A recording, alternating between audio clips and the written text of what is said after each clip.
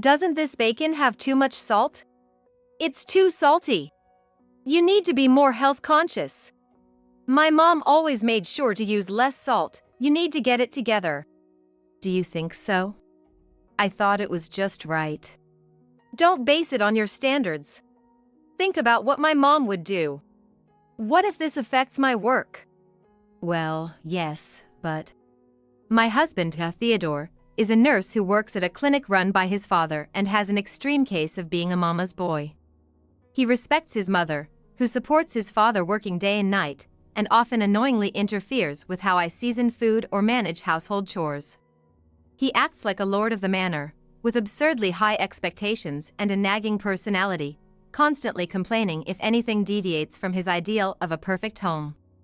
2 years into our marriage, Theodore's true colors started showing, and I began feeling mentally exhausted. Lately, I've been thinking about divorce more and more. By the way, I've been feeling off lately because my period hasn't come. I know it's your day off, but I'm going to the gynecologist alone, so just relax at home today, okay? Okay, understood. I work part-time at a local bakery, and lately, business has been so good that I often skip breaks due to the busyness. I've always experienced delayed periods and worsened physical health when stressed, so I suspected it might be an irregular menstrual cycle and decided to see a gynecologist. Lately, my period has been delayed due to stress, and I've been feeling unwell. How long has it been delayed? About 2 weeks. Is that so? Then, let's do an ultrasound and a pregnancy test. A pregnancy test? Yes, if your period is over a week late, there's a possibility of pregnancy. Hearing the doctor's words brought back a memory. Back then, I was surprised by the suggestion but turned out not to be pregnant. I had been told the same thing before and was surprised, but pregnant? However, this time, to my surprise, the test came back positive for pregnancy. I was internally happy but also felt anxious. Could I endure life with him considering the current situation? The more I thought about it, the more anxious I became. Hey, Theodore, it seems I'm pregnant. Oh, really? Aren't you surprised? No, not really. It's natural for humans. If you engage in sexual activity, pregnancy is a natural consequence. It's good, right? You said you wanted kids. Initially, we shared every joy and sorrow, but over 2 years, had he become this indifferent? I felt saddened by Theodore's attitude. 10 months later, after safely giving birth, Theodore insensitively brought up divorce. Hey, can we just get a divorce? Huh? Why? I've fallen in love with someone else. She makes me much happier than you ever did. His mama's boy tendencies and imposing nature had long been a source of frustration for me, so his words were actually a relief. I had long wanted a divorce, so I gladly agreed. Nah, a nurse for a wife is better, after all. She takes care of nutrition well, unlike you, who's just a part-timer. A few days after the divorce, he taunted me with a call, now with a nurse from his parents' clinic as his new partner. Hearing her last name, something clicked. By the way, that clinic your new wife works at, isn't it the one Mr. Smith took over from your dad? You're sharp. Yes, it's Mr. Smith's daughter. She's joining the clinic as a nurse this year, 10 years younger than me. I'm gonna be her husband. Oh, is that so? What my ex-husband didn't know was that my father runs a well-known local hospital, and we were well connected within the medical community. He was unaware of the roller coaster his life was about to become, plunging from the heights to rock bottom. My name is Hazel, with a father who runs a famous local hospital. I once worked as a nurse at his hospital but wanted to pursue my true passion, so I started running a local bakery. Am I just fickle? I started the bakery because I wanted to, but now I feel burnt out. Once I achieve a goal, my passion just doesn't seem to last. You've always been like that, sis. But isn't it fine? Some people can't even do what they want to do, and I respect you for being able to take action. It makes me happy to hear you say that, but how about you take over the bakery? You seem more suited for management, and I was thinking of letting you run it. Really? I've wanted to try running it myself, and if you're offering, I'll take it. I handed over the bakery I originally managed to my sister, and I wanted to work there more leisurely, so I got a job as a part-timer. During that time, I met my current husband who happened to visit the shop, and after dating for 3 years, we got married when I was 36. I'm Hazel, and I'm getting married to Theodore. Nice to meet you. You're Ryan's daughter, right? Yes, but why? Did my son say anything strange when he greeted you? What's wrong? Nothing. It's okay if nothing was wrong. At that time, Theodore's father was somehow very humble towards me. Curious about his attitude, I asked my father about it when I got home. Yeah, he used to work under me at the hospital. So, you mean you lied about running a small clinic when he came for the marriage proposal? I didn't want to unnecessarily scare you with my background. It's okay for now, we can talk about it later. Shouldn't you have told him straight up then? It was an unexpected truth. Who would have thought Theodore's father was a former subordinate at my father's hospital? I thought it would have been better to tell the truth during the marriage proposal, not knowing this choice would be significantly beneficial later. Haha, it's funny that your spouse ended up being Kai's kid. No, this isn't a laughing matter. It's okay, it'll come out soon anyway. At that time, I laughed at the miraculous coincidence, but after we started our married life, it turned into a daily hell. Hey, why isn't dinner ready yet? Sorry, work was busy, and I got delayed preparing dinner. My mom would have left work early to prepare dinner. Why grilled fish? I've told you so many times I like fried chicken. My mom always knew my favorite dishes and prepared them. Sorry, I'll be more careful next time. Such complaints went on and on every day, always about how his mom would do things. Initially, I went along with it, but my husband's whims escalated day by day. Where are my underwear? Excuse me? My underwear, why haven't you prepared them? I can't change without them. Get them yourself. What? It's your job to take care of me, isn't it?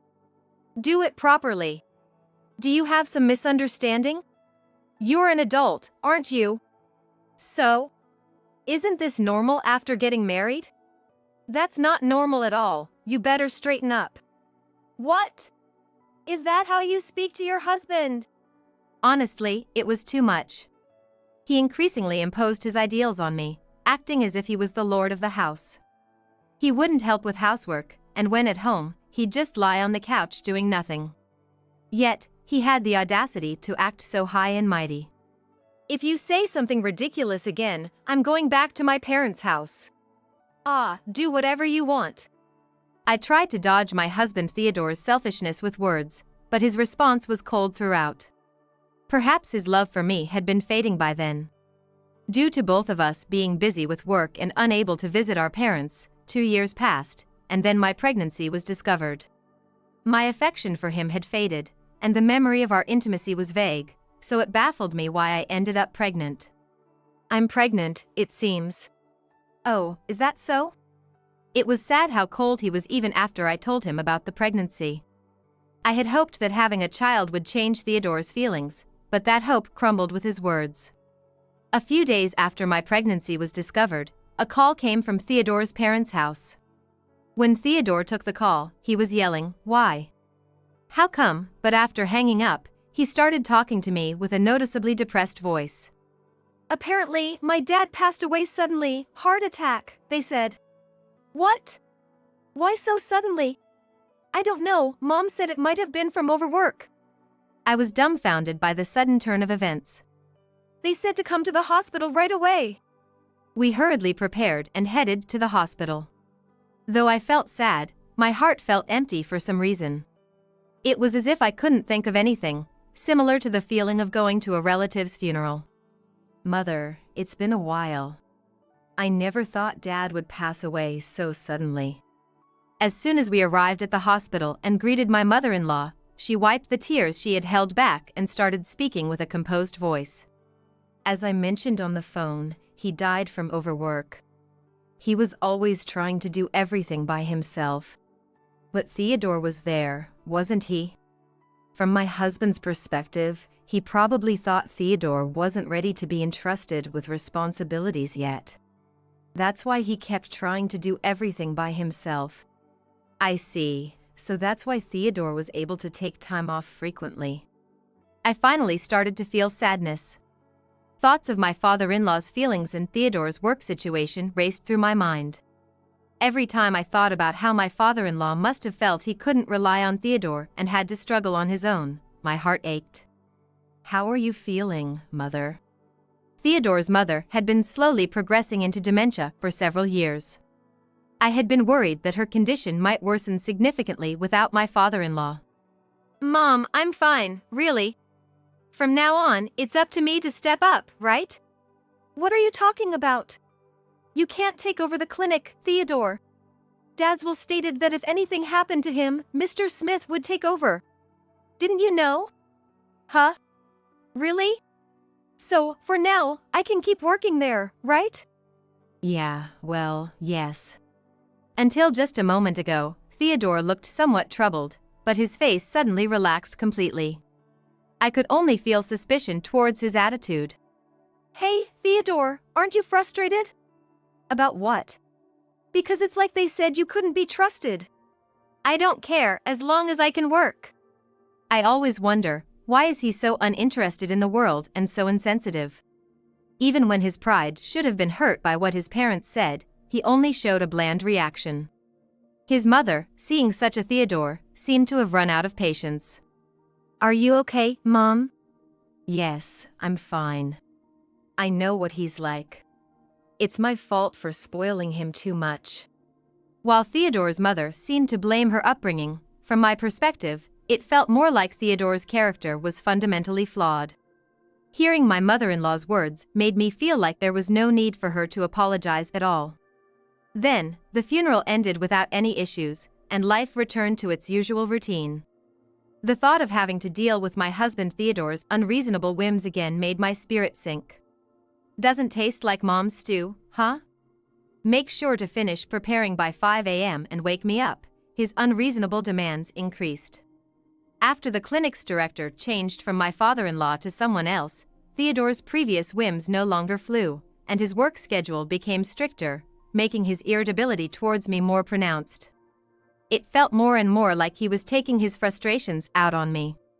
"Hey, I'm 8 months pregnant now. Look at my belly and you'll see it's quite big.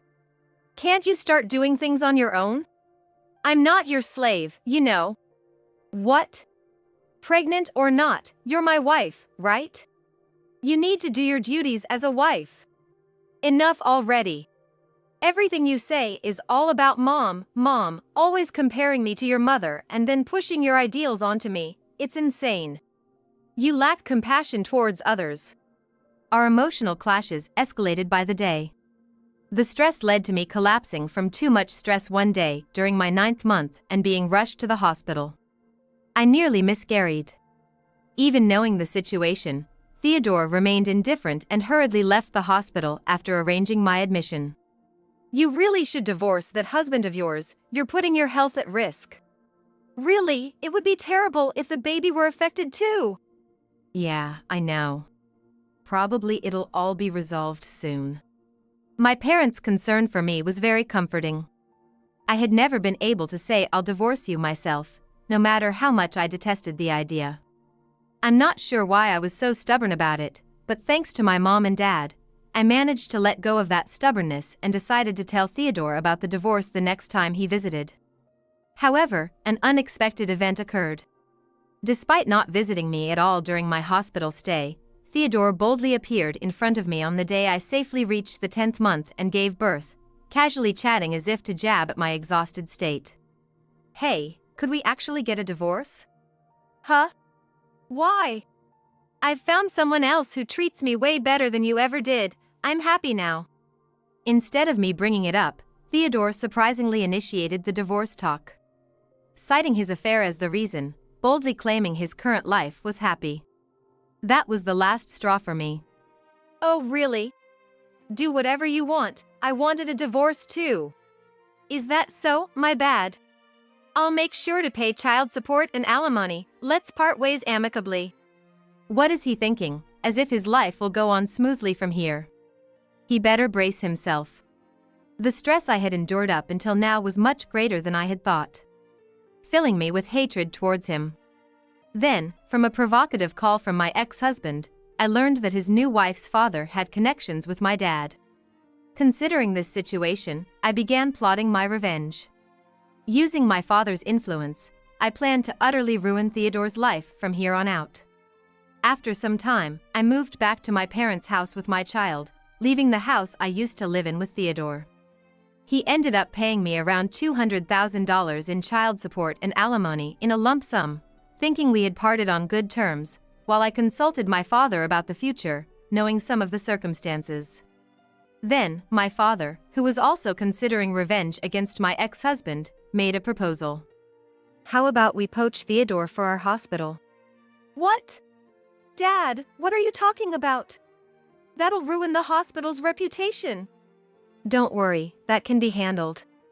Anyway, having that idiot close will make it easier to completely crush him. What are you thinking? Questioning my father's cryptic actions, I was shocked by the unbelievable truth he revealed. Did you ever consider whose child you were pregnant with when you discovered your pregnancy? Now that you mention it, I hadn't. It seems the news of your marriage to Theodore had spread among other hospitals, and I heard through the grapevine that he had been taught how to perform injections at a sperm bank. According to rumors, he said, I want to test if it really leads to pregnancy with my wife. What? He can do that? That's a crime. What was he thinking? Wait, so maybe that bastard tried it on you? I don't remember anything like that. It seems more likely though, but why? Maybe he wanted a divorce? That makes no sense. Getting me pregnant wouldn't help with that. Maybe he wanted to create some kind of trigger, and pregnancy was the most suitable for that? My father was furious. It was the first time I saw my gentle and kind father with such an angry face. It made sense that Theodore had done something to warrant my father's resentment. I felt that my father, too, had every right to want to get back at Theodore. Whether the rumors my father heard were true or not, given the pregnancy I couldn't explain, I had no choice but to believe them. I felt so sad. Was this an unwanted pregnancy? I wondered if this was truly the fate my child was supposed to have, being born into this situation. The tears started flowing uncontrollably. It's not something for you to be sad about. You wanted to have the child, and that's why you gave birth. The child isn't at fault. Make sure you give them a happy life. My father's words were kind. Yes, the child is innocent. If this life was meant to be born, then I'll pour all my love into making them happy. That's why my rage towards my ex-husband, who played with life for his own sake, boiled over. Hey, Dad, I don't know how you're going to do it, but beat him down thoroughly. I'll do whatever I can for revenge too. Of course, I'm a doctor who has fulfilled his duties. Did you think I'd stay silent after what he did to my precious daughter? My father and I were at our peak of resentment towards Theodore. A few days later, as my father had promised, he scouted Theodore to work at his hospital and arranged a meeting between the three of us on his first day. Long time no see, lucky you to be scouted by this hospital. What? Why are you here? And? Long time, Theodore. From now on, I'm counting on you to work at our hospital. But father, you were supposed to be the director of a small clinic. Sorry about that. I didn't want to scare you back then with the truth, but I never got a chance to tell you the truth until today. My father was putting considerable pressure on Theodore. Until a moment ago, he seemed thrilled to work as a nurse at a general hospital, but his expression gradually clouded over, and he started looking quite uncomfortable. Yes, I'll do my best. If you do anything to tarnish our reputation, you're out immediately. Ha ha ha. My father said that in a somewhat light-hearted tone, but his eyes were serious. Theodore seemed to realize that and responded with a forced smile. As the days passed, it was evident that Theodore was increasingly worn out. He was facing hostility from senior staff at the workplace and cold treatment due to his incompetence, which was taking a toll on him mentally. He seemed much more drained mentally than at his previous clinic, having lost a lot of his freedom. How's work going? I've heard from others you've been making many mistakes recently. Are you not getting too tired? Yes. Well, it's okay to take a break if you need to. Make sure to take some time off. My father occasionally acted considerately towards Theodore, but his incompetence was worse than expected. Not performing handovers before taking leave and making mistakes in patient records began to stand out. It wasn't just the hospital staff but also the patients who started having a poor opinion of Theodore, eventually leading to my father deciding it was time to fire him. Please wait, I beg you. If I get fired here, I can't go back to my family's clinic. You should understand by now, with your level of incompetence, how much you'd tarnish the trust people have in us if you worked here, right? What do you mean? You know. Before coming here, even Mr. Smith had given up on you. And with your reputation sunk this low after working here, no clinic around here would hire you even if you tried. Please wait, if that happens, I really won't have anywhere to go. That's what happens when you accept a scout from this hospital without understanding your own capabilities. Please! I'll do anything, even menial tasks, just let me stay at this hospital. It's impossible, I'm sorry, but you're fired as of tomorrow, so please don't come back. This was my father's revenge.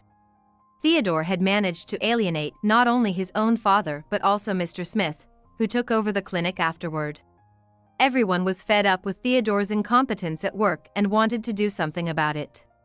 And then, my counterattack began. Hey Hazel, I got fired. I have nowhere to go, and life's tough right now since I paid you the alimony in one lump sum. My mom's dementia is getting worse, and it's going to be hard to take care of her alone. Can you help me out in any way? No, can you leave? Please, I can't handle this on my own. Why? You have a wife, right? About that. What about it? I got divorced. I thought so. You did to her what you did to me. Theodore seemed lost for words. Perhaps he was finally beginning to understand the extent of the harm his actions had caused. Isn't it your own doing? While looking down at Theodore, who was defeated by his circumstances, I slammed a document on the table. This is for damages. You could have been arrested for what you did, understand? What? How do you know about this? Don't underestimate the connections in the medical field. Everything you did to me is well known over here. After that, I called the clinic where Theodore had done the sperm bank, as my father had suggested, and got the details. Indeed, Theodore had attempted artificial insemination on me while I was asleep to test if it could lead to pregnancy. Knowing this, I used the testimony from the clinic's doctor, who had advised against such dangerous actions, as evidence and submitted it to the court. Thanks to that, I was able to claim damages and threw those documents at Theodore. Wait, I don't have any money. Pay up. Or I can go to the police and have you arrested, which will it be? No way, why is this happening to me? All of this is because of what you've done. Can you even comprehend the amount of psychological damage you've caused, not to mention the feelings of a child brought into this world because of your selfishness? The pain I felt when I found out the truth about my pregnancy, do you get that? Enough with your nonsense. Playing with people's lives as if they're nothing, you're getting what you deserve. I don't want to see your face ever again, just disappear. I let out all my feelings towards Theodore. My compassion for the child outweighed any nuisance caused by Theodore's mother complex. As I scolded Theodore, tears of anger and frustration flowed uncontrollably. Perhaps overwhelmed by my intensity, Theodore began to cry and apologize many times. I'm really sorry. I understand now how you felt, how much you've endured my selfishness, and how kind you've been. So please, I'm not asking to get back together, but I need some support. I'm too broke to even keep a roof over my head. No matter what you say, it's over. Please just go. I don't want to see you anymore. I hate you. Leave. With my final shout, Theodore seemed to be hit with the force of my words, collapsing onto his knees. I'm sorry. He murmured so softly I could barely hear, then quickly disappeared like a ghost. After that, I cut off all contact with Theodore and haven't seen him. Theodore's mother's dementia worsened, and he struggled to make ends meet in a job unrelated to medicine, his ineptitude making every job a failure. Mom, I had to sell the house and now I can barely afford a tiny apartment. Was I always this incompetent at work? It's so humiliating. I feel like crying.